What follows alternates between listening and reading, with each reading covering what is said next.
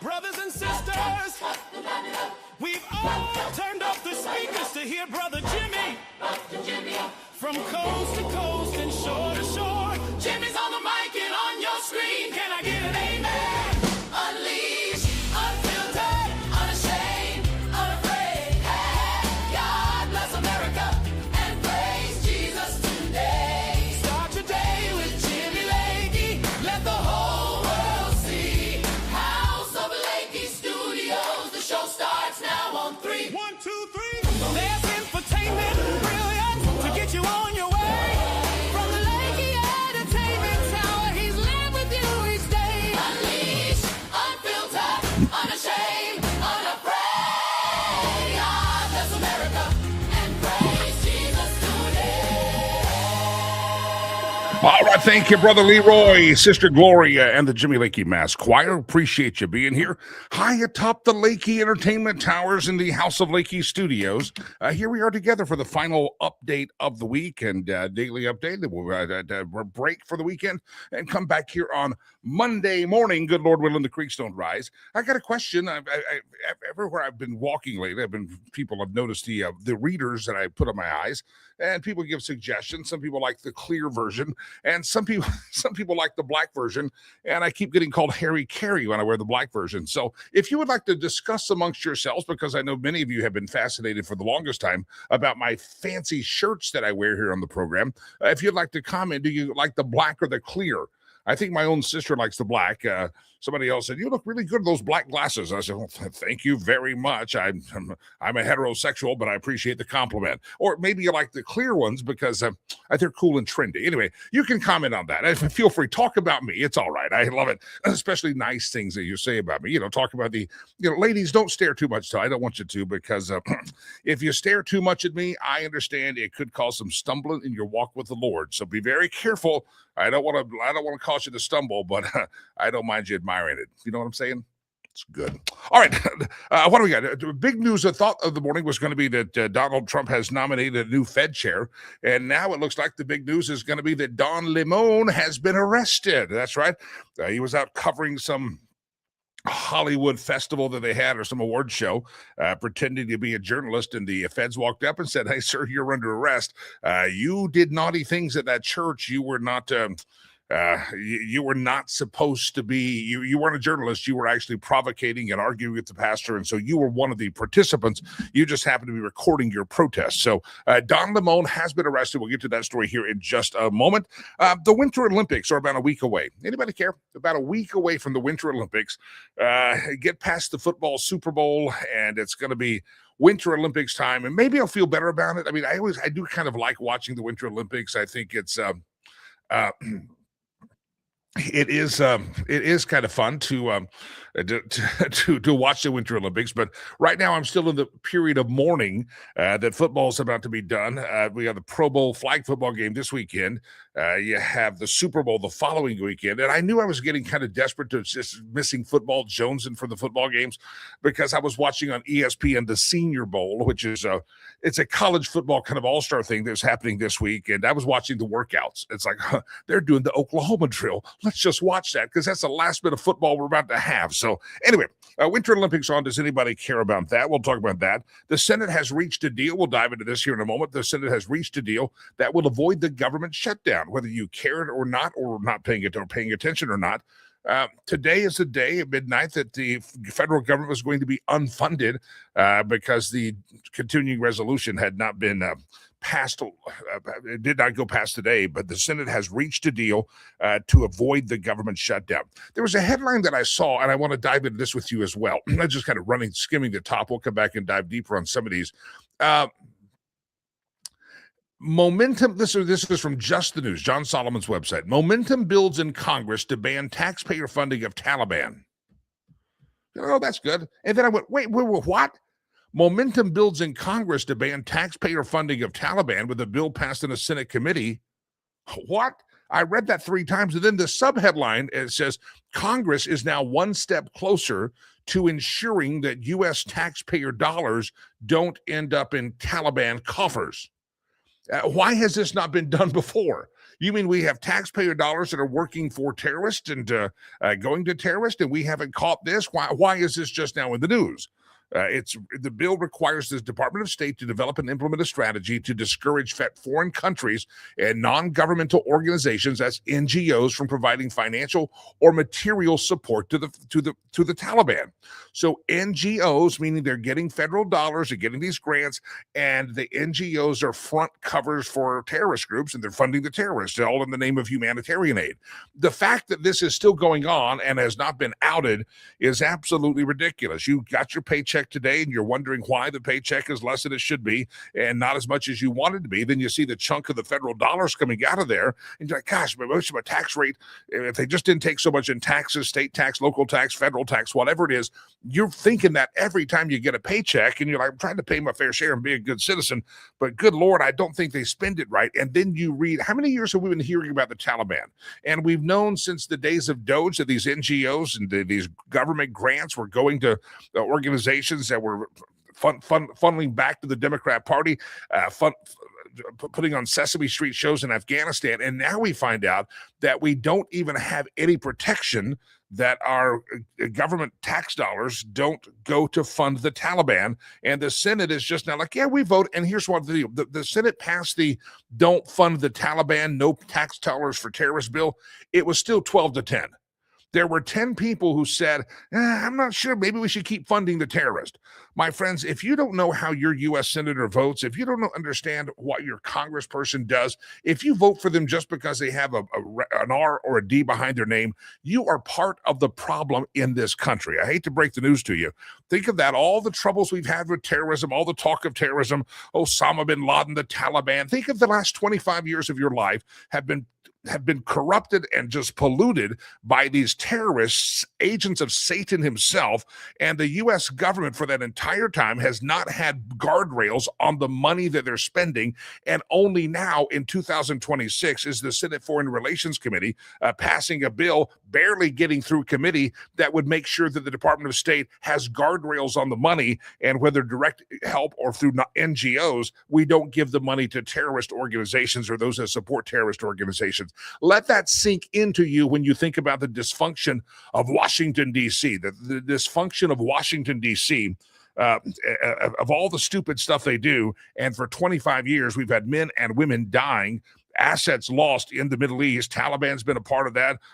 Think of all the names you've heard about, and yet our Congress has never put guardrails on taxpayer dollars to make sure that the Taliban is not funded. Every dang one of them, every freaking one of them ought to be voted out if they haven't been talking about this. This seems to be like it was the most obvious thing ever. But unfortunately, for members of Congress, they're too stupid to figure out that it's obvious that we shouldn't be funding the Taliban. Amazing. It's a real headline out there, and I saw it, and I read it 3 times, and I said, this can't be real. And no, they realize that for decades we've been funding terrorist organizations with our taxpayer dollars, and we've never required to put guardrails on that money through the State Department. And finally, barely getting through committee, this bill would actually do that. Now, if you remember old Schoolhouse Rock, I'm just a bill sitting on Capitol Hill. Just because you get out of committee, now you got to get to the dysfunctional U.S. Senate. They're going to have a 60-vote threshold to get it moved down to a vote. And so it may not even pass. Just because it's out of committee does not mean this will pass. And this is where you've got to wake up and pay attention to Washington, D.C., and figure out what these jackwagons are doing up there. What they're doing is funding terrorism. All right, happy Friday, the 30th day of January, year of our Lord 2026. A lot of new folks join us every day. Thousands of earballs hear the show or see the show on the podcast platforms where we go on, where it streams right after the live version. You're obviously, if you're watching at 8:13 in the morning in the Mountain Time Zone or 10:13 in the morning on the East Coast Time Zone, you're watching the live version. If you're watching later in the day, hello from the past. I hope you're doing well up there in the future. We'll get into the nomination of the new Fed chair. That's going to be exciting. And also, Don Lemon has been arrested. We'll talk about that here in just a moment. I want to play a video for you, if I may, though. This is an upcoming movie that releases this weekend, and it releases this weekend featuring Melania Trump.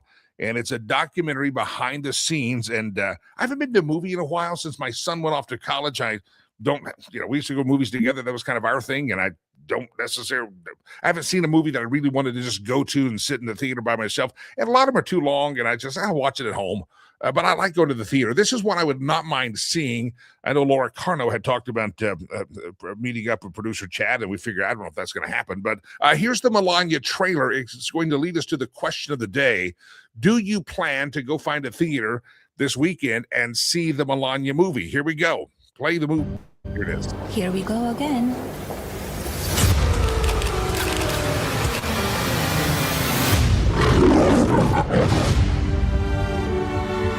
You can come in. Come on in. Our proudest legacy will be that of peacemaker. Peacemaker under the fire.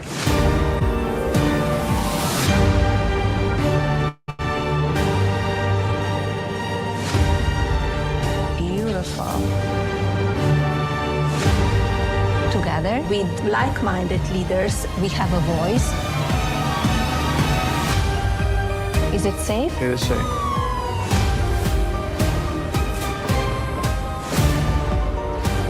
Everyone wants to know. So here it is.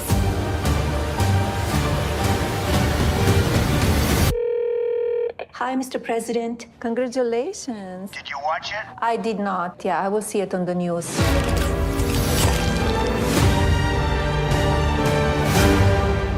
And it goes to theaters today. Anybody plan to watch it, I'd highly recommend. You got so many jackwagons out there that will try to read the tea leaves of how this might or might not affect the midterms or something. Everybody go watch it. I think everybody go buy a ticket and let the sales be good. And I think it just looks interesting. I always like the behind-the-scenes stuff. That's always kind of fun. And to see the behind-the-scenes of how the sausage is made 20 days leading up to the last inauguration, I think that's going to be an interesting documentary. I commend Hollywood for actually making it. MGM Studios, I know Amazon's promoting it. So anyway, that's your question of the day. It opens in theaters today. Will you go see the movie? Will you go see Melania this weekend? Do you plan to see it? If you don't make it today, we make it tomorrow. We'll make it Sunday after you have your Sunday go to meet in church clothes on after church. You tell me, will you go see Melania the movie? That is your question of the day. And if you're new to the show, the question of the day is a participatory way that when you participate in the question of the day on all the forums that you're watching, whether on YouTube, whether you're on Facebook, whether you're on many of the Rumble or several feeds on each platform, would you go see the movie, the Melania movie? That's your trailer. Will you go see it? That is your question of the day. All right, let's dive to some of the bigger headlines of the day. I thought the day would be dominated by the nomination of the new Federal Reserve Chair. Trump has nominated Kevin Warsh. He said Friday morning he's nominated Kevin Warsh to serve as the chairman of the Board of Governors for the Federal Reserve, ending weeks of speculation over who would lead the central bank when Chairman Jerome Powell's term expires in May. He wrote on Truth Social, the president did, "I'm pleased to announce that I'm nominating Kevin Warsh to be the chairman of the Board of the Governors for the Federal Reserve System, one of the great Fed chairmen." Trump wrote, calling Warsh one of the great Fed chairmen and maybe the best ever. Warsh is a former Fed governor who has been prominent critic of the central bank, would take it over at the moment that Trump has repeatedly pressed the Fed to cut interest rates faster. The Fed held a benchmark short-term rate steady this week after 3 consecutive cuts last year, drawing fresh rebuke. Warsh served as the Fed Board of Governor from 2006 to 2011. He worked closely with then-chair Ben Bernanke during the 2008-2009 financial crisis. He later resigned years before his term would have ended. He has since stepped up in the public criticism of the Fed, including calls for a regime change and an overhaul of the framework that guides how the central bank sets rates. In his announcement, Trump is highlighting Kevin Warsh's current roles at Stanford, at the Hoover Institute, saying Warsh is the Shepard Family Distinguished Fellow in the Economics at Hoover, and goes on. So you have a new nomination, and this guy seems to be a reformer. He has experience. He has served on the board before. He has just never been the chairman, and it's going to be absolutely interesting to see how this plays out, and that he's going to be right there, kind of a shadow government right behind Powell, who I think Powell, by all aspects, I watched him. I've never paid attention to the Fed in my life, but with Trump, I watched him and I could just sense, and it's a pretty political thing. Unfortunately, and it shouldn't be that way, but there does need to be reform, and we could go back to the founding of our countries the founding of our countries and our country, and realize that our forefathers would probably be horrified that we have a Federal Reserve and a central bank like that anyway. So constitutionally, I don't think our founders ever intended it, but we're stuck with it. So at least for now. So Kevin Warsh is the new nominee. Again, question of the day is, are you going to go see the movie? Are you going to go see the movie Melania this weekend? Arloa jumps in from Texas and says, yes, we're absolutely going to go see the Melania movie. Jeff says, I went to see Am I Racist to support Matt Walsh, which was hilarious, and I'll go see this one as well. I'm going to go see it. I think guys, your lady friends, your wives may like this as well. I think that's good.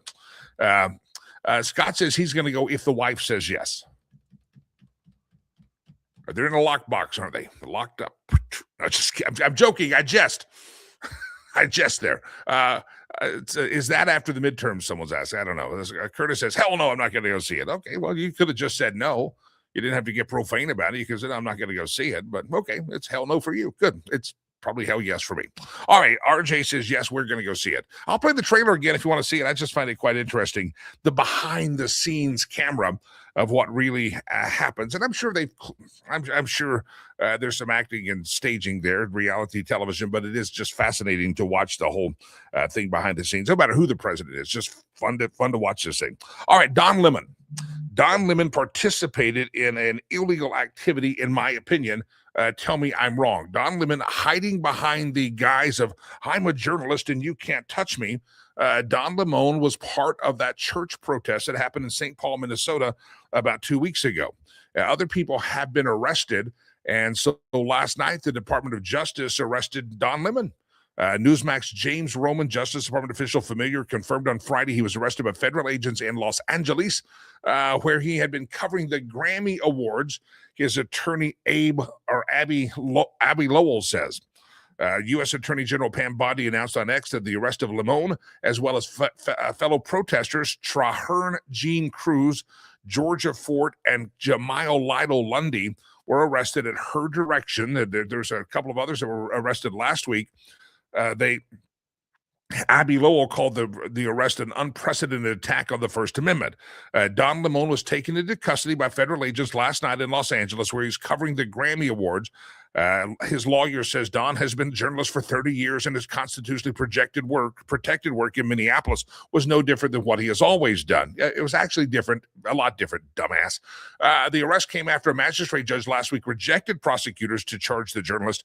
Charges include conspiring to deprive rights and interfering with someone's religious freedom in a house of worship. Lemon, on January the 18th, live streamed a demonstration that interrupted the church service in St. Paul, Minnesota, to protest Donald Trump's immigration crackdown because Don Lemon has the Trump derangement syndrome. Lemon said he was at the demonstration as a journalist. He says, I was just there as a journalist, microphone and camera just happened to be there. I am just there to cover both sides, just journalism. Here's what's happening. He said he was tipped off ahead of time, but did not know the activists would disrupt the service. His crew did bring cookies and milk for him, hot chocolate. Yeah, it just tipped off and happened to, let's go down there and let's take him cookies and milk.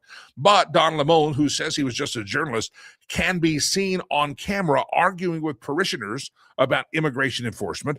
That's being an active part of the protest. That's not observing. You're now engaging in the conversation. You're engaging in the confrontation. You're engaging in the intimidation. Don Lemon was not there standing afar with the camera going, they're doing this, they're arguing, this is it.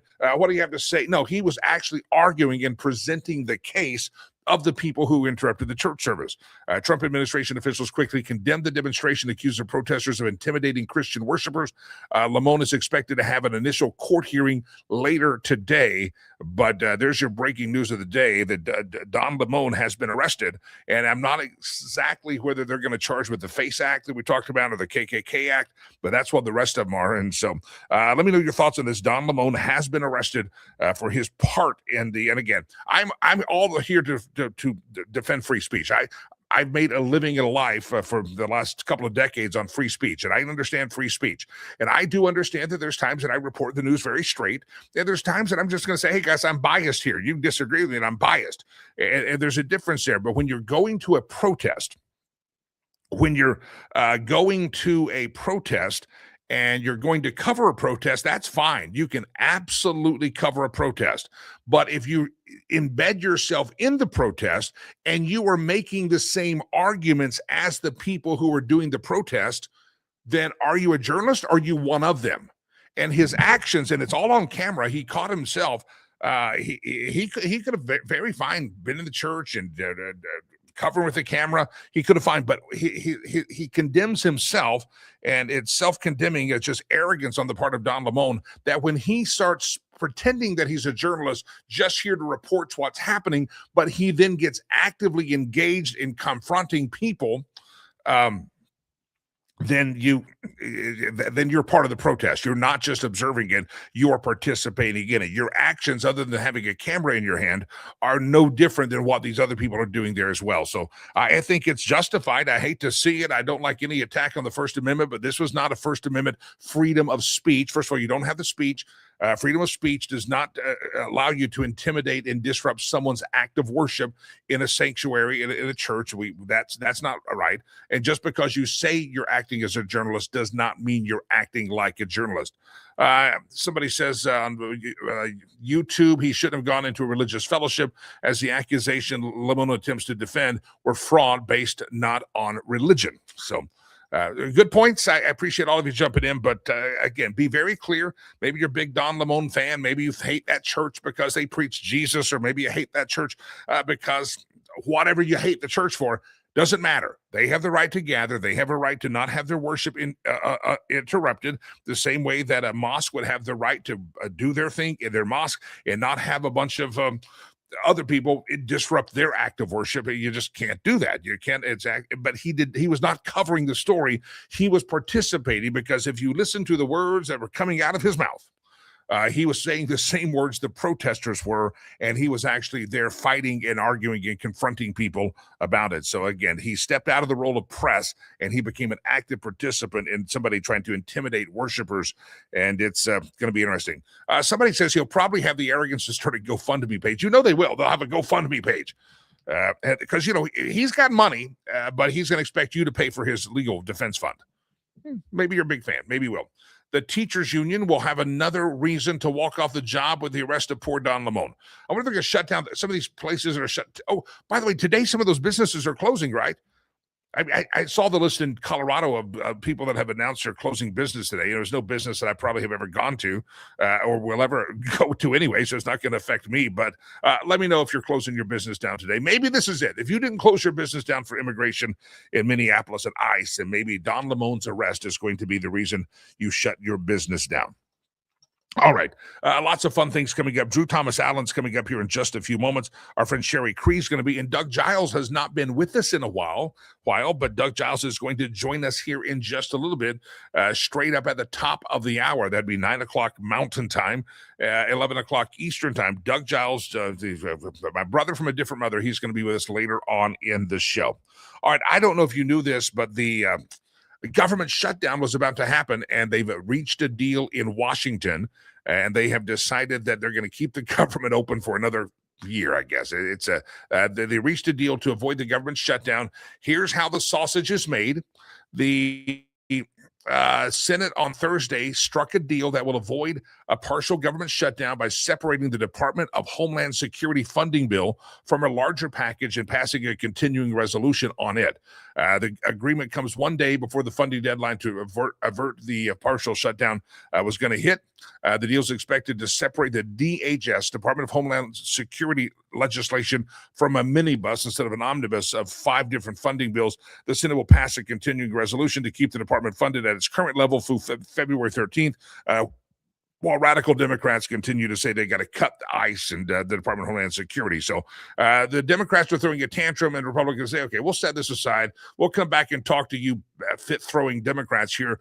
Give us to the 13th, and you guys will probably find another cause that you find is unjust, and you'll be pissed off about something else by then anyway. So we'll come back, we'll visit that one, and we'll keep everything else moving. So a deal has been reached for those of you that were really worried about it, that the government's going to shut down partially.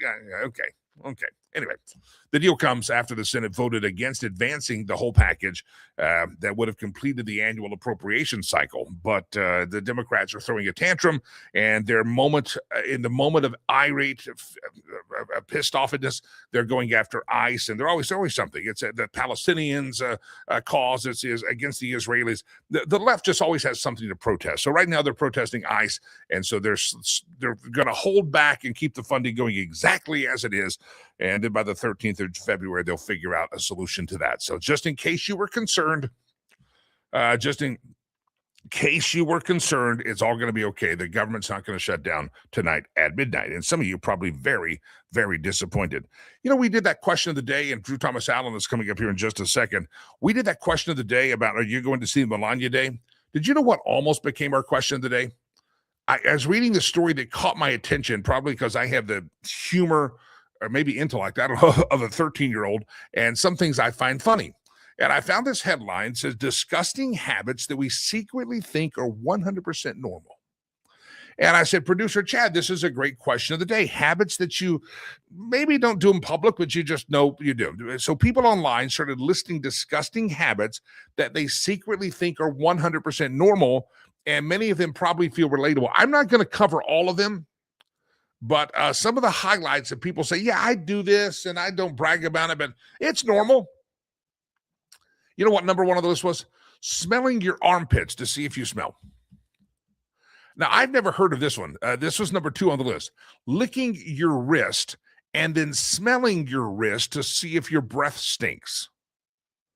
Have you ever, did you lick your, I'm not going to do that. You lick your wrist and then yeah, I don't, that's weird. But some people, they say one of their dirty habits they do is the sniff test on the clothes. They pick up a shirt off the chair or the treadmill or wherever they threw it in the bedroom, and they sniff it. They go, can I wear this again? Is it clean? And they sniff it. Now, I might have done that in college, but I don't do that now.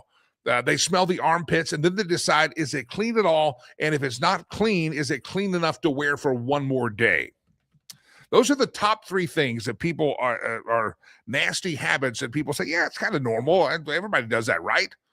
And maybe everybody does. Smelling your own toots, like purposefully. Yeah, not good. This is one, as a kid, you got in trouble for picking your scabs. Keep your hand off the scab. No, it's got to heal. Popping your pimples. That's another one that people, there's so many topics here that we could get to. Wiping a runny nose on your clothing when you don't have access to a tissue, or this is gross, sneezing inside the collar of your shirt. It seems less gross than sneezing that's weird. All right. If you've got a nasty habit, or maybe you want to out someone else for having a nasty habit, love to hear from you about the nasty habits that you kind of think they're normal. There's some other ones that are much more grotesque that some people say around there. There's the 5-second rule. People say, yeah, it's 5-second rule. They abide by that on a regular basis. It's 5 seconds, 8 seconds, 10 seconds. They make it up. All right. So anyway, if you haven't like to report some nasty habits that you might have, or if you'd like to ask us if your habits are nasty, feel free to let us know your habits, and we will tell you that your habits are nasty, or we'll all say that, yeah, they do. He does that. She does that. Nasty habits. It happens out there. All right. Good to have all of you here on the show. I'm reading some of the things that are popping in here. And nose picking. Yeah, nose picking. You ever driven down the road and you turn to the car next to you and you realize that they're digging deep, and you're like, do they not know people can see them right now? And I mean, it's like they're mining for gold up there. It's like they're looking for a silver dollar. I don't know what they're doing. And they're at the stoplight, and you're like, oh, I'd rather you be on your phone right now. You talk about distracted driving. I would rather you be on your phone right now than doing what you're doing to your nostril. Yeah. Nasty. Yeah, that's, I mean, not that everybody's probably had a finger up their nose for some reason, one time or the other, but the aggressive drilling, like you're in the Permian Basin looking for oil, that's a little out of hand, especially the driver's seat. Yeah.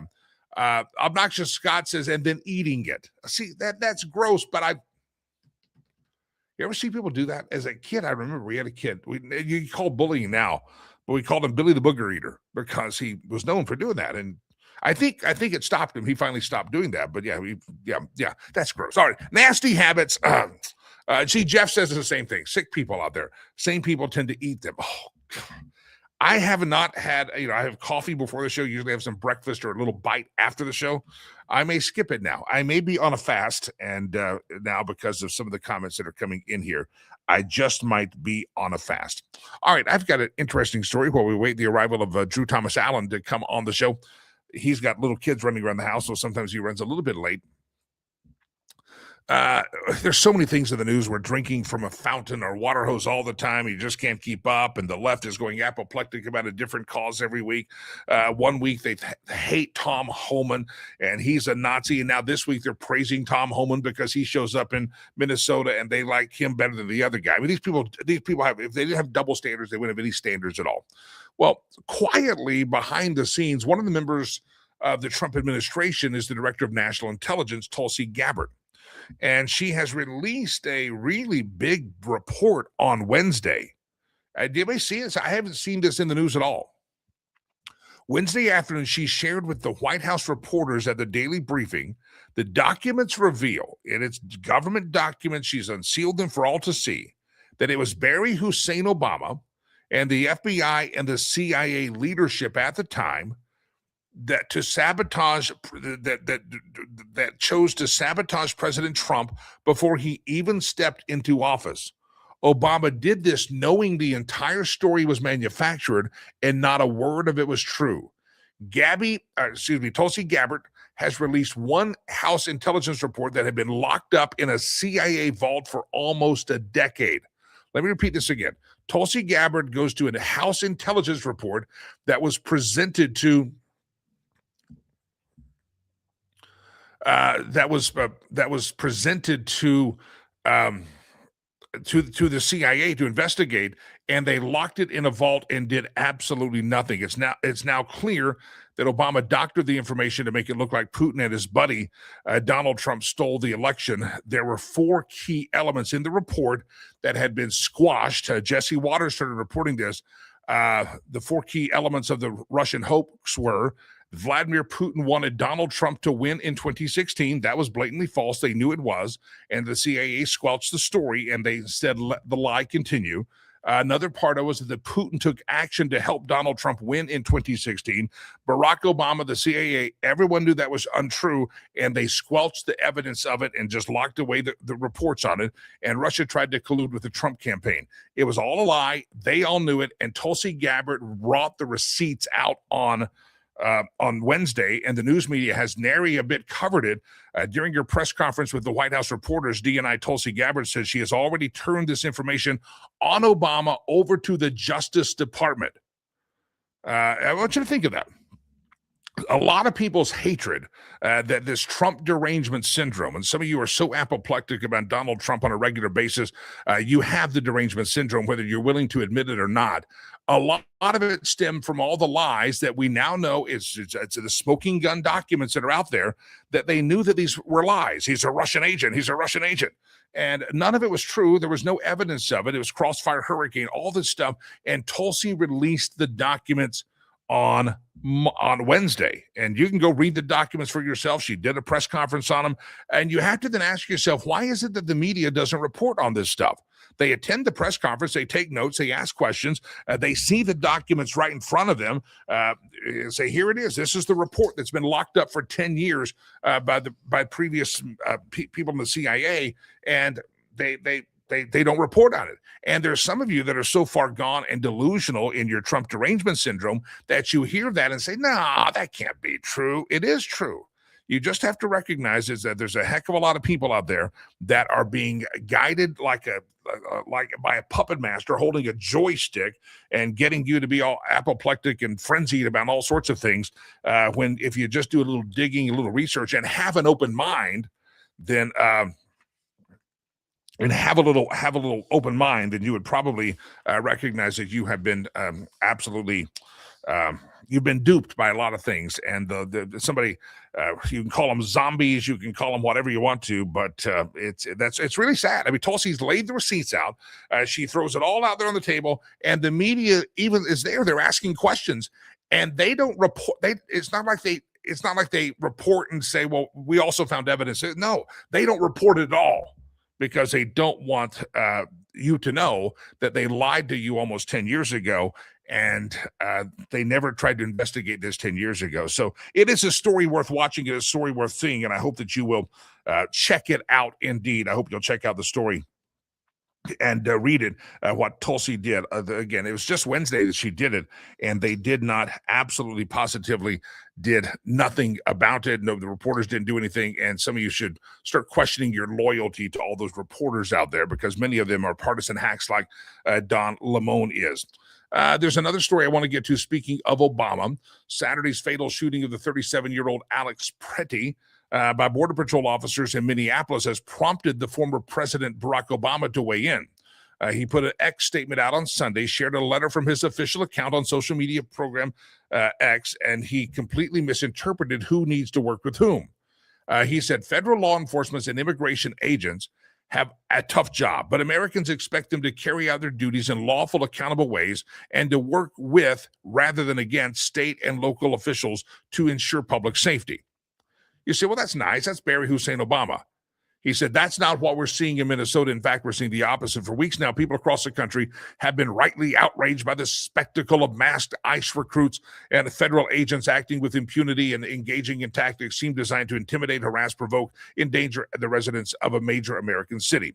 The former president added in another sentence, I would hope that after this most recent tragedy, administration officials will consider or reconsider their approach and start finding ways to work constructively with Governor Walz and Mayor Frey, as well as state and local police, to avert more chaos and achieve legitimate goals. What Obama has is backwards. Minnesota Governor Tim Walz and Minneapolis Mayor Jacob Frey have been the ones unwilling to work constructively with the Trump administration. ICE has said we have federal law we know by the courts.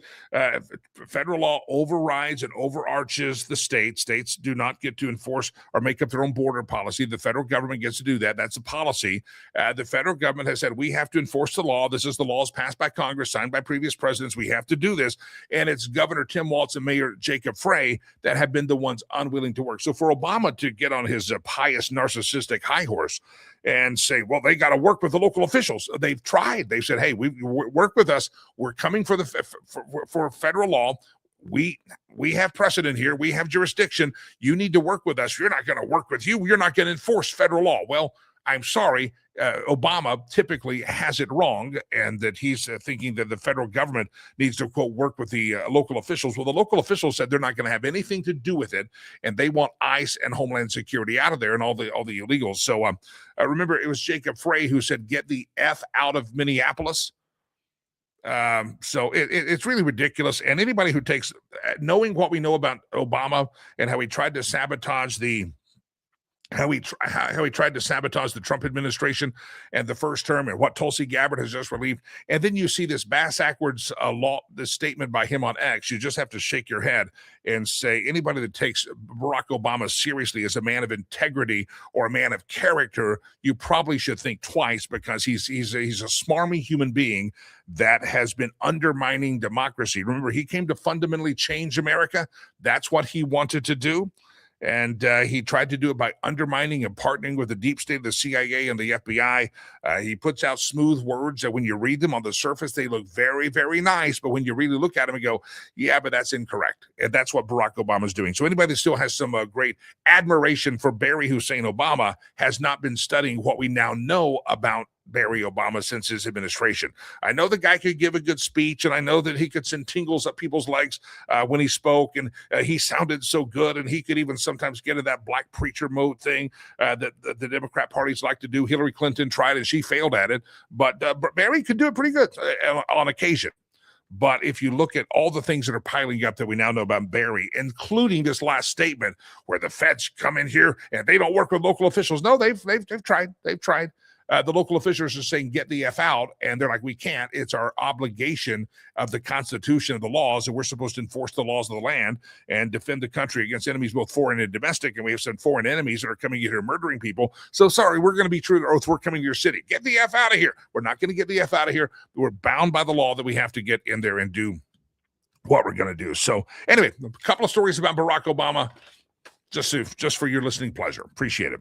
All right, it's always great to have you. I guess Drew Thomas Allen. I don't know where he went. He's we were texting last night. Drew, if you're listening, I miss you. I really miss you. Sorry you didn't make it, but I miss you.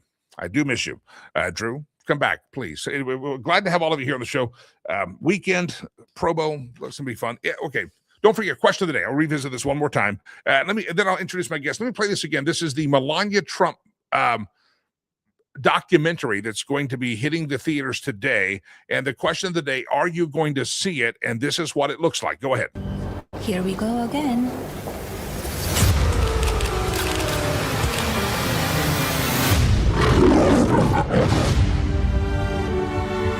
You can come in. Come on in. Our proudest legacy will be that of peacemaker. Peacemaker in the fire.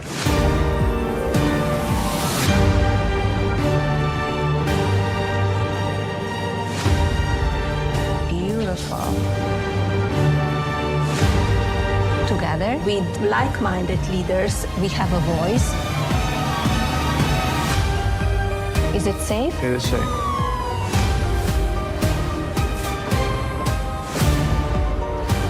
Everyone wants to know. So here it is.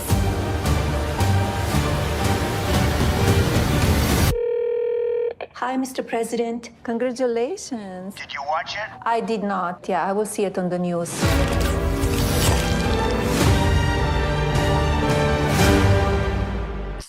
It starts today in the theaters. I'll plan to go see it sometime this weekend. Hopefully, good Lord willing. I got a lot of things going on, but I'm going to try my best to go see it. I'll have to go see it. That is your question of the day. The question of the day is, are you going to go see the Melania Trump movie this weekend at theaters, or are you going to wait for the video? You never, ever, ever want to see it.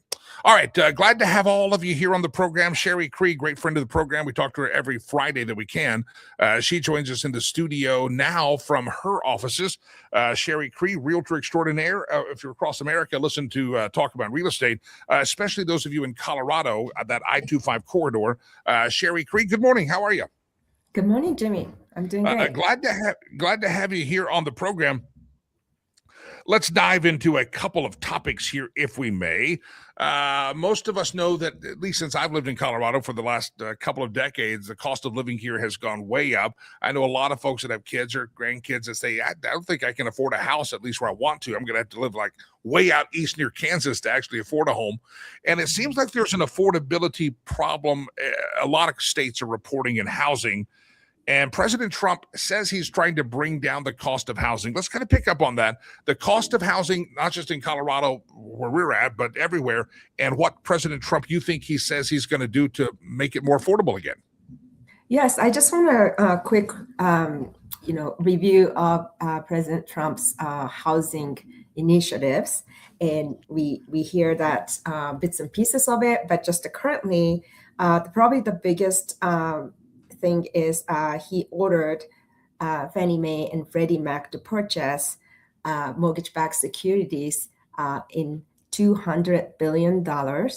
And what it does is to bring down the mortgage interest rate below 6%, which temporarily did, but it bounced back somewhere just over the 6% now.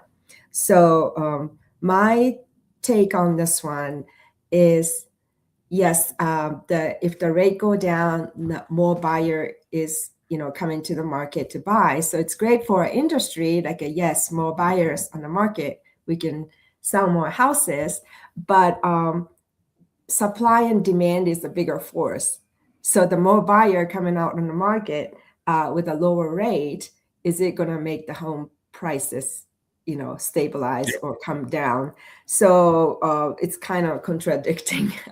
Affordability meaning lower rate, now you can buy, but housing price will probably continue to rise. And then the second thing is, the idea is, I think it's in the works, but allowing buyers to tap into retirement funds like a 401k for down payment without penalty. So currently, if buyer wants to tap into retirement fund, to use as a down payment for purchase, there's a financial penalty for drawing it. So that will also the same concept. Yes, home buying, may become easier because you can tap into the retirement fund, but making that purchase easier doesn't necessarily bring the home prices down. And then the third thing was the 50-year mortgage, fixed rate mortgage idea. By the way, this has been shelved for now, so it's not moving right now. So it's not going to be immediate thing, but same concept. The more buyer can qualify if they tap into 50-year mortgage programs, but because that will bring out your payment spread over 50 years, so more buyers will qualify debt income ratio wise. But also same thing, I question, making home buying easier or more prevalent will probably increase the demand, so the home prices will probably be forced to go up. Let me ask you, Sherry Cree is our guest. If you're listening later in the day on the podcast version, you hear her voice, but you don't know who it is. Sherry Cree, you can go to her website, homeswithsherry.com, homeswithsherry.com. Sherry, in Colorado, we have an affordability problem. I know we had lack of supply because of some legislation. A lot of folks weren't building condos and that type of thing because of the defective suits that the builders could be held accountable for. In Colorado, is any of that coming to a close? We hear that people are leaving Colorado in greater numbers than ever before, and yet the price still seems to be pretty high. What do you foresee for Colorado as far as affordability? Yes, I don't foresee any, significant impact. But another thing is that Trump announced that he is going to ban institutional buyers, Wall Street and private equity funds from purchasing a single family home. And this one is a national, policy. But, in the area that I practice, I don't see a huge impact on the institutional buyers being removed from the market. The concept is reducing competition, so it will work to, towards the affordability, but I don't know how much impact. I think it has a great impact in a certain area nationally, that where institutional buyers are buying a lot of single family homes and then turning into rental. But in the Colorado, I don't see that. And, I don't know exact data for other state, but what I think needs to looked at, to be focused on, is the government like a entitlement process for housing developer to be easier. So a lot of regulations, and then entitlement process when you're developing a new neighborhood. It just takes forever and it costs so much.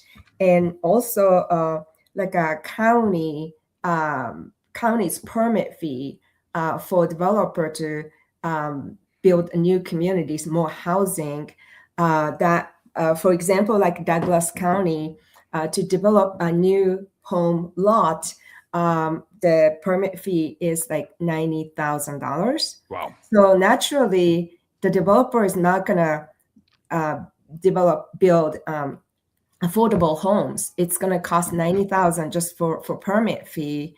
You're not going to be building $400,000 house. Wow. So I think fees, the government regulations, a cumbersome entitlement process, and then that you were just pointed out, like a construction defect law that, right now the builders are not building much condos because of that, high risk litigation, that their risk cost is going to be tremendous. Now, if somebody's in Colorado, her website is homeswithsherry.com, homeswithsherry.com. Sherry, if somebody's out there and they're like, yeah, my kids, or maybe somebody out there wants to be a first-time home buyer, they shouldn't be discouraged. It is still possible. If you're gainfully employed, there's a pathway to home ownership, even in the very expensive state of where we live, Colorado. Folks don't need to count themselves out of the market. There's probably programs and things available they don't know about. You don't mind them, call you, and you can kind of walk them through the first-time home buying process. Yes, absolutely. So everybody's finance is different. And then the first step is to talk to your real estate professional you trust, or that person can probably connect you to the lender, experienced lending professional that who can advise you how to go about. Even if you don't qualify today, by doing that, you will build your roadmap, what needs to happen to be able to own a home. So it is very feasible, but just price has been outpricing a lot of first-time home buyers. Jeff says, is there going to be balloon payment due at 30 years on 50-year mortgage? Well, I don't know. We know because they shelved the whole idea. They never explored what that might look like. So right, the 50-year fixed rate mortgage shouldn't have a balloon payment. That's a long mortgage payment. You're a first-time home buyer. You're signing up for a long time.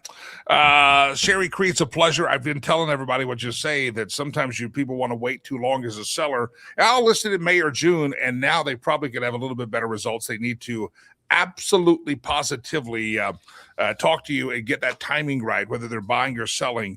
In Colorado, there is a time window, and it can affect how much you pay or how much you sell for, depending on which end of the equation you're on. Sherry Cree, your website, homeswithsherry.com. I appreciate you always.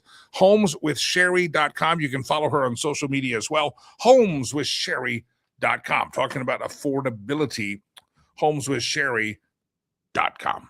All right. Everybody happy there? I saw while I was talking to Sherry, Drew Thomas Allen jumped in. He jumped in the green room, and producer Chad had to say, Drew, I read what producer Chad, he was very nice. He says, sorry, we had a mix-up, Drew Thomas Allen. We've had you down to 8:30. No, you screwed up, Drew. You screwed up. No, he's probably watching. Sorry, Drew. We'll get you rescheduled for next week, sir, and we'll call you or something to remind you when your time has come. No, just messing with him. Drew's our old friend. He's from Texas, He is. Drew Thomas Allen. He is. All right. In just a minute, we're going to have Doug Giles. All things Doug Giles, my brother from a different mother. He's going to be on the show. If you're new to the show, Doug has not been with us in a couple of weeks. He's been out fishing and hunting, and he's going to be with us. And it's going to be great. He'll be on the program here momentarily. You don't want to miss Doug Giles. But in the meantime, I want to go back to the headlines of the day. Donald Trump has nominated a new Federal Reserve chairperson.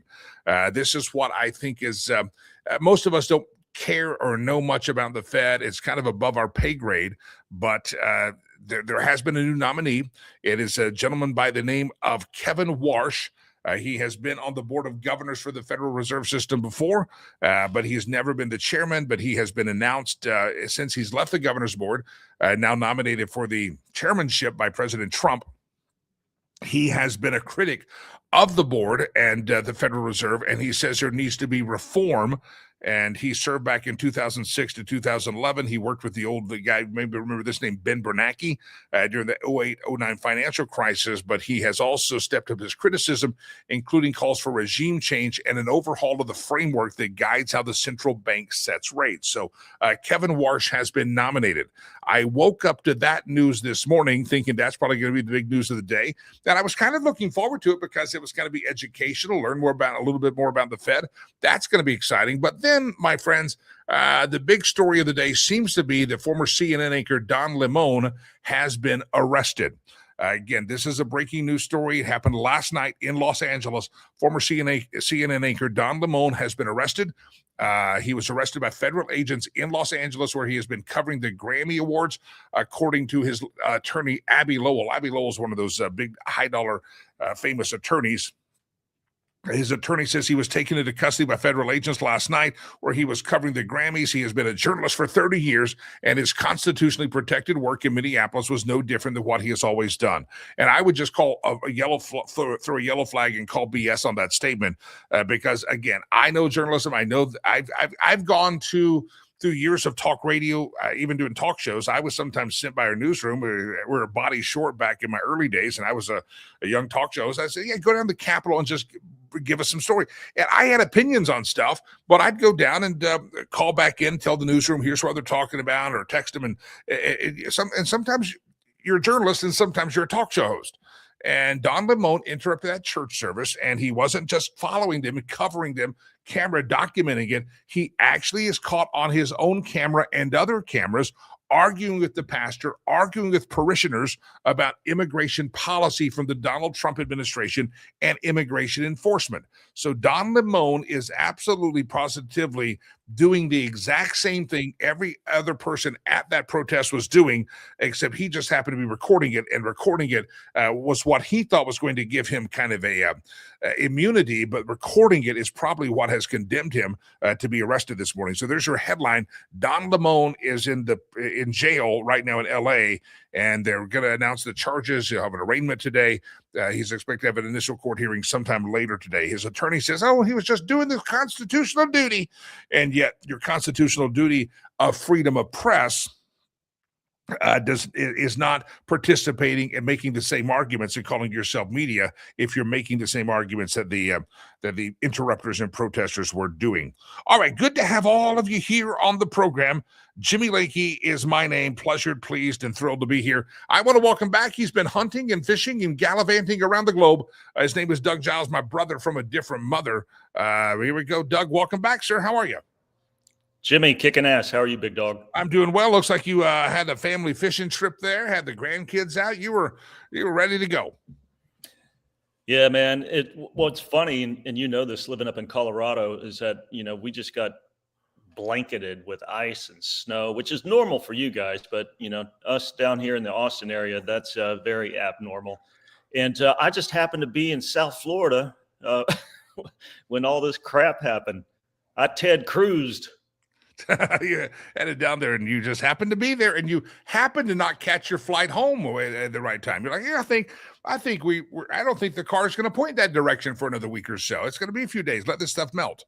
80 degrees in Miami all week. Woo! Oh, good Lord. Yeah. Fortunately, a lot of that stuff in Colorado, we're a little bit used to it, but it skipped us, and we got a little bit of it, but most of us east of us. That's good. All right, Doug, let's dive into a topic here. You sent me a link that you put up on the Twitter, the X machine, Charlie Kirk or Charlie Sheen, and I'll just kind of let you unpack your thoughts on this thing, doing a compare and contrast between the two Charlies. Yeah, after Charlie Kirk was publicly assassinated, you saw this wave of adoration led to a flood of promised imitation of Kirk's devotion to Christ. And so me being the consummate gadfly, I come in 4 months after Charlie was publicly assassinated in front of the planet. And I kind of do a systems check on how the young squires are doing. Because if somebody really, Jimmy, if somebody really wants to be like Charlie Kirk, well, that entails discipline. It entails a lot of reading. It entails, hanging out with sage mentors who know what they're talking about instead of your stupid peers who are, popping J dipsticks. And so I'm trying to assess whether, the Charlie that they want to emulate is Charlie Kirk, for the young men in particular, or Charlie Sheen. And Charlie Sheen before his repentance, because I hear, Charlie's got his act together, and I hope so. That's great. But again, the Charlie Sheen that we know was one of, how can I put it, he was ill-disciplined. So Yep. here's a test for whether the young man or young woman is following Charlie Kirk or Charlie Sheen. Number one, have you upped your devouring of the Bible, the Constitution, the Bill of Rights, and the Declaration of Independence, or are you an undisciplined diphthong? Number two, are you still a man whore, or are you saving yourself for marriage? Number three, do you seek fame or faithfulness to God, or do you long for the applause of men or the approval of God? Number four, are you wholly cause-oriented or a self-obsessed me monkey? 5, can you be alone with God, or do you need to be entertained all the time? 6, do you have a fit body and a fat mind, or are your mind and body fit? 7, are you addicted, young person, to fun and allergic to godly duty? 8, do you have sage older mentors who speak into your life, or do you hang out again with young tinkerpots who hadn't accomplished anything? 9, do you speak your mind, young person, or do you wear butt smacker lip balm? Number 10, are you ready to die for your beliefs, or do you run from conflict? So there it is. That's rubber meets the road. Because I hope people, and young men in particular, have really turned this emotional thing that we all felt into devotion to God on a higher level. But man, you know how stuff goes. People get hit and they make vows and then they go back to stupid town. Yeah. The voice of Doug Josu, listening back on the radio, the podcast platforms. He's been with since the radio days. Doug, you probably remember this being around churches. A lot of times the youngsters come back from the youth camp the Sunday after they spend their summer youth camp. They're very hyped up on Jesus, and they're going to really behave themselves at school the next year and really be a witness for God. And then school hits and screw it, they forgot all their summer youth camp experience. Right. That's kind of what you kind of worry about the Charlie Kirk thing. Everybody, I'm going to be like Charlie. And yet all the list of things on your list, like, yeah, if you're not accomplishing some of those, you're not going to be like Charlie. Yeah. If you get your spiritual diet from memes and podcasts, instead of just doing the personal yeoman's work of scouring the scripture, you're not like Charlie, and again, our example is Christ. And so obviously, and when he was 12 years old, Jimmy, he wasn't, doing TikTok dance videos. He was running circles around the experts in regards to the scripture. And so you and I have been talking about, making young Christian males rowdy biblical men for many moons. I wrote the book Lionhearted about it. And, one of the things that God cursed Israel for, and this is really wild, and I never even knew the scripture existed. In Nahum 3:13, he said, face it, in the Message translation. He said, your warriors are weak, and your borders are wide open, and your mighty men are pathetic. And you look at the evangelical milieu, and even in the aftershock, the revival of Charlie, I still see, tinkerpots aplenty. And yeah. there's got to be a holy grit that comes to young people where they joyfully sacrifice their life on the altar of God and yield it up to him to spend and be spent. And so again, those are unique dogs. The Charlies are anomalies. The Jesuses are but they do leave a glide path for us morons. You've written a book on this. You just mentioned it, Lionhearted. It's a great read for everybody. If you're somebody that was very committed to live like Charlie, and maybe you're kind of going, well, maybe I'm kind of doing the same thing now. I haven't read my Bible anymore. I haven't studied the Constitution anymore. I kind of fell short here. That book will help everybody. Yeah, it's man, it's rough. It's rougher than grandma's breath, man. And most devotionals for young men, the reason I wrote that, I glammed onto this devotional, Jimmy, that everybody's like, oh, this is the greatest thing for young men. So I, like a dumbass, I bought it and I read it, and bro, it was like they were talking to 8-year-olds, and this was, posited towards the late teen, early 20s. And none of it kicked the reader in the balls. None of it stretched their mind, like a bungee cord with Rosie O'Donnell on the other end of it. None of it did. And it's like, I talk to my grandkids. They're 4, 9, and 11. I talk to them, especially the 9 and 11, like they're freaking adults, because they're sharp, solid, and smart.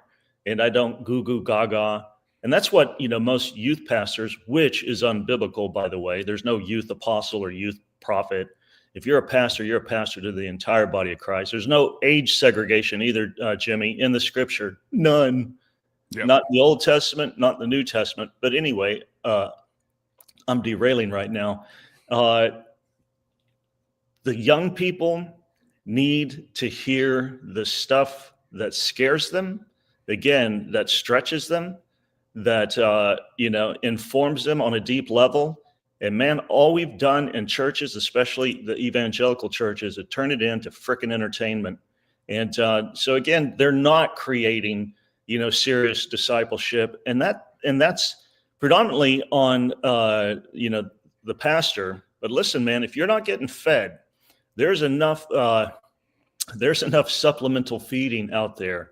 And there's nothing keeping you, a young person, from devouring the scripture, eating the scroll, serving in church, serving in your community in the most serious aspects of need.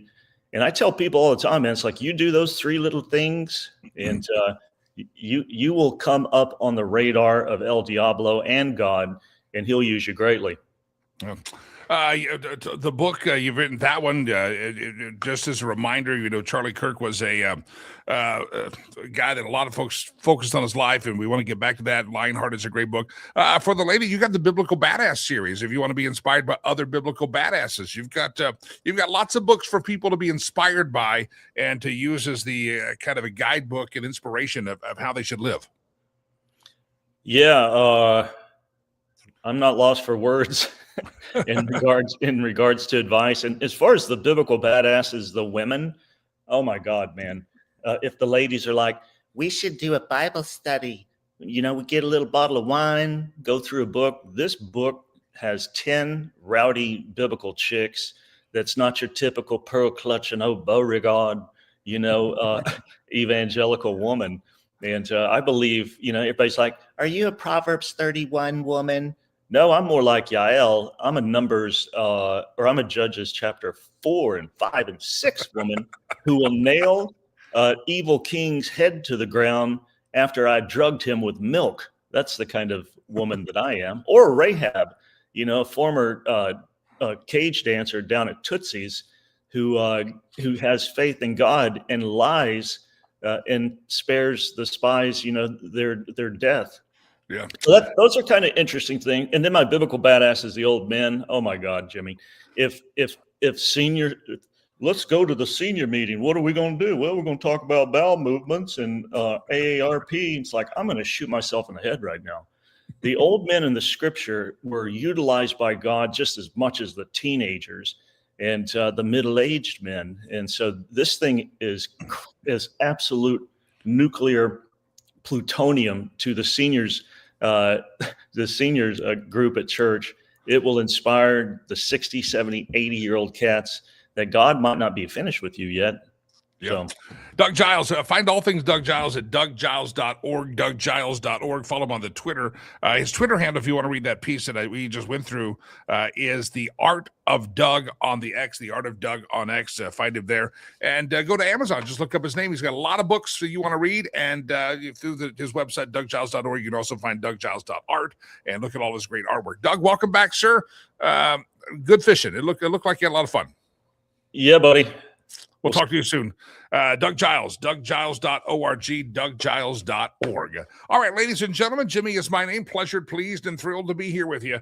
By the way, I did get my son the Lionhearted book by Doug, and my son had it read. I think it was last Christmas I bought it for him. And my son, I have to admit, he's more interested in playing football than reading books, but he's a smart kid. He devoured that book, and I think he read the whole thing on the plane back to college. He's just loved it, and that was something for him because he would much rather probably be studying a football playbook at that point. But no, he devoured that book, thought it was fantastic. I think he's read it a couple of times. So any of the books by Doug Giles, get them for your kids, get them for yourself, especially those. Shake up your Bible study if you bring some of these topics up at your Bible study. Yep, it'll shake. You may get kicked out. It's all right. It'll be fine. Ladies and gentlemen, time for the stolen memes section of the show. But before we go, I want to remind you, I have the globe here in my hand, ready to bring it on the stage with drama. But today's payday for a lot of people, final day of the month. And we're short on our food bill this month at the Rivers Promise Legacy Christian Academy. We've been talking about this. January is like a lot of things. People kind of, I gave a lot in December. And I appreciate all of you doing that. But I also would appreciate you considering. We sent an email this week. There's going to another one go out today, and it kind of breaks down what $15 to do. Buy fruit for a day and vegetables for a day for a class. I talk about what does it cost to buy a 220-pound bag of rice or beans that we can feed the kids with. We feed 2 meals a day. And I try to just break it down to show you that overall we spend a lot of money on food and it costs us a lot. But if we all pitch in just a little bit for the bags, the beans, the rice, the vegetables, the fruit, or just sponsor a kid, just their meals only is $30 a month for 2 meals a day. That email went out. Check your email box. And if you could make a donation, if some people get paid today, go to riverspromise.org. You want to sponsor a specific child?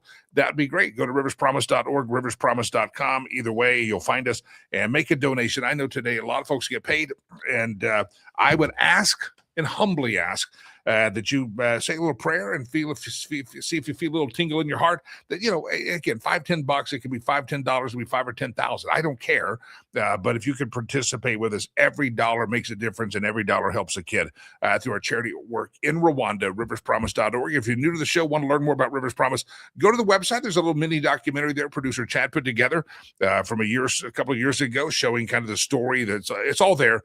I started this thing, and it's all a promise to my son that I take care of the kids that I could not adopt when I adopted him. So anyway, go to Rivers Promise. If you can make a donation towards if you hit greatest need, our greatest need is food right now, and you can help us with that. And just sign up for the email list. We're going to be sending another email this afternoon over the weekend.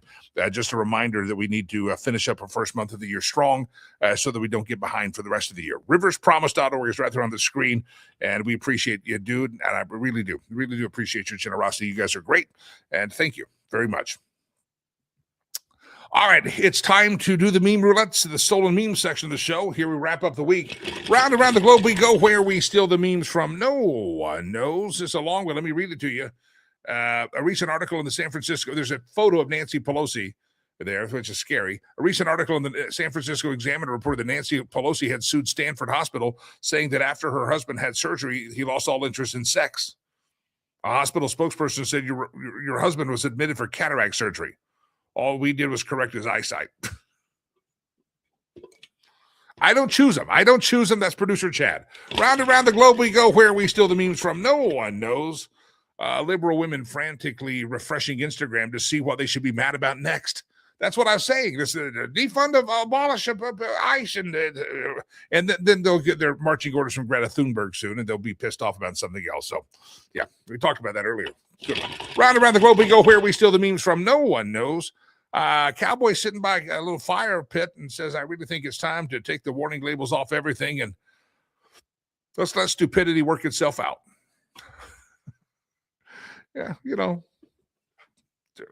there's I drink coffee every morning out of a Rivers Promise mug. And you know what?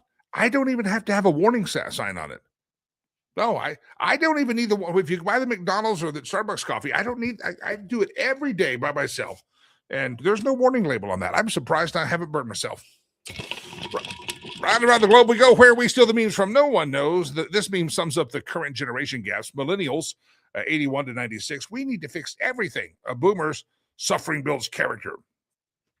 Gen Z, there's nothing left for us. It's desperate. And Gen Xers, that's me. What the F? We need cocktails. There's a lot of truth in that. Study it and memorize. You want to know the difference between you, your kids, your grandkids, and your parents? Right there, sum it up. That's Gen Xers. Well, need cocktails. We've never had a Gen X president. Never had. Even J.D. Vance is not considered a Gen Xer. I think J.D. Vance is, I don't think he's considered a Gen Xer. I have to look at his birthday. Yeah, America may skip Gen X as presidents. They just may skip us by. And I can't say, can you blame them? They wouldn't know what hit them if a real Gen Xer took over. Round around the globe we go, where we steal the memes from. No one knows.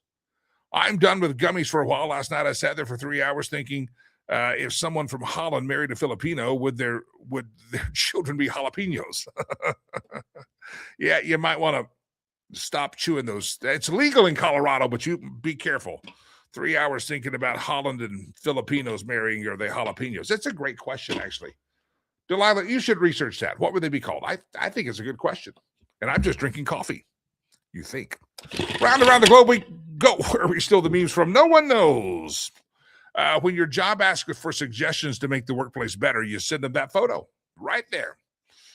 Look at that Blanton's. Blanton's in the wild, in a vending machine too. I've noticed the cost of Blanton's and some bourbons are coming down because the bourbon market has been oversaturated and people are not drinking as much as they used to. People are opting for various other forms of beverages besides alcoholic. Yeah, you can get bourbons. Prices are coming down. Just saying. I don't drink bourbon hardly anymore, so I don't know, but that's probably why. Prices are coming down because producer Chad and I drink mostly tequila. Around the globe we go, where we steal the memes from. No one knows. No matter what you're going through, always try and help people instead of saying F off. Sorry, ladies, sorry, it's a bad word there. Ask, how can I help you F off? That's very kind. That's producer Chad. I'm not going to tell you to blank off. How can I help you? Let me help you do that. I don't choose the memes, people. I don't choose them. It's producer Chad. I don't do it. Round and around the globe we go. Occasionally I'll send him a meme. Yeah, round and around the globe we go. There's the gong. We're done. We're done. JD Vance is a millennial. That's what I thought. He's a millennial. Gen X, they have skipped us. They've skipped us as president because we haven't been a president. There's still time. But yeah, Gen Xers, we're a different breed for sure, aren't we? Yes, we are.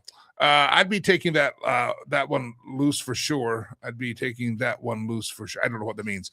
Anyway, sorry, just popped up on the screen. Ladies and gentlemen, I got to go. God bless you, everybody. Thanks to Sherry Cree for being on the show this morning. Don't forget, Colorado, make sure you reach out to Sherry, homeswithsherry.com, homeswithsherry.com. And don't forget our charity work, riverspromise.org. We'd really appreciate a donation today.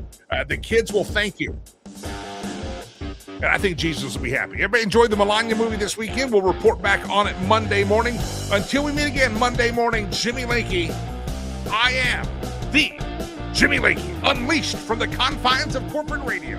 High atop the Lakey Entertainment Towers in the House of Lakey studio. I bid you adieu. God bless you. God bless America. Peace. I'm out of here.